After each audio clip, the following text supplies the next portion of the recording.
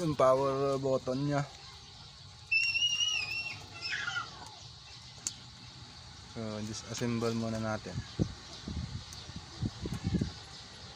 Galin ng SEM tray. Tapos dito siya. Ayan. Hot air muna natin. Pero sa akin hindi ko na hina-hot air.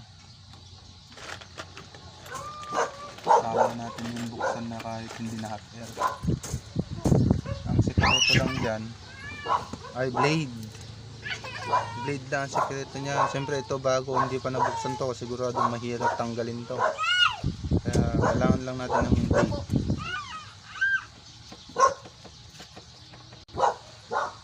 So yan. Yan natin. Tusok ko muna yung blade kasi sigurado matigas to.